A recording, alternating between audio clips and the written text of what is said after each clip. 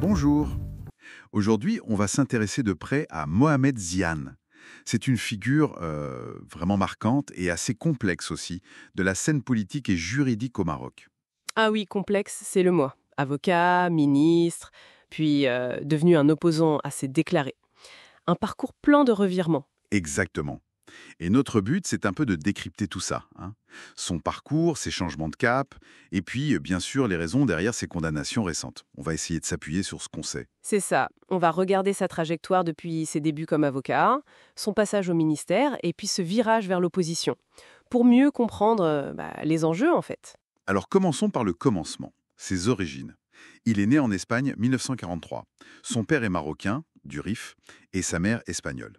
Il a grandi à Tanger, et sa carrière d'avocat, elle démarre fort, mais avec déjà une certaine ambiguïté.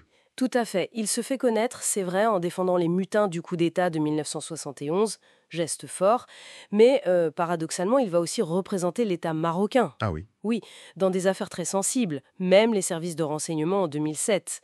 Donc pendant longtemps, il est plutôt perçu comme un homme du système, quoi. D'accord. Et pourtant, il y a ce tournant majeur vers 2017, c'est ça? Oui, exactement. 2017, il rejoint la défense de Nasser Zevzavi, le leader du Rif et des autres militants. Le Irak, ce grand mouvement de protestation dans le Rif, là, on peut dire qu'il passe clairement de l'autre côté. Régnant. Il défend aussi des journalistes critiques comme Taoufik Bouachrine. Donc oui, le changement est net. Avant ça, il avait quand même eu un parcours politique plus classique. Député pendant longtemps, non? Oui, député de 1980 à 1995, puis ministre délégué aux droits de l'homme entre 96 et 98. C'est pas anodin non plus, hein. Ministre des droits de l'homme. Effectivement.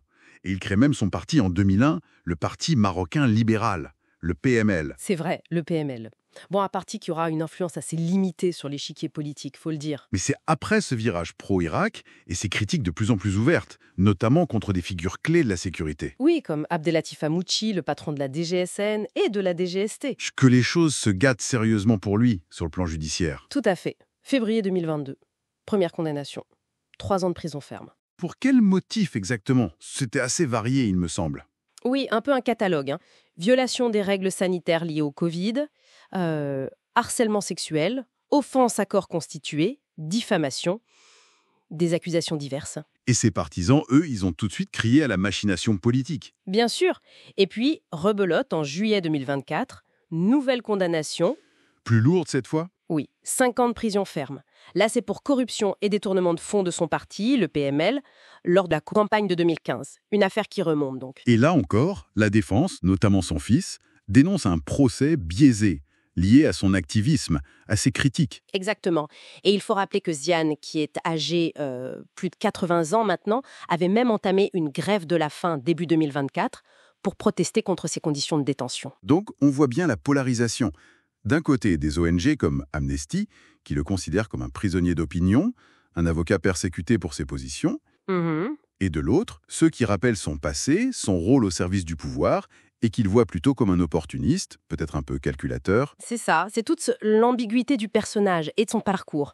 On a cette oscillation constante, défense de l'État, puis opposition très affirmée. Et ces condamnations récentes, même si elles portent sur des motifs de droit commun ou de corruption, Elles s'inscrivent clairement dans ce contexte de confrontation politique très dure avec certaines instances du pouvoir. Le timing n'est sans doute pas neutre. donc pour résumer, un parcours en montagne russe, une figure qui divise, héros des droits humains ou opportuniste, difficile de trancher. Oui, et son histoire, au-delà de sa personne, elle est très révélatrice, je trouve. Révélatrice des dynamiques de pouvoir au Maroc, des tensions avec certaines régions comme le Rif. Et de la question de la liberté d'expression, bien sûr. Absolument. Jusqu'où peut-on aller dans la critique? Surtout quand on vient de l'intérieur du système. C'est une excellente question pour finir.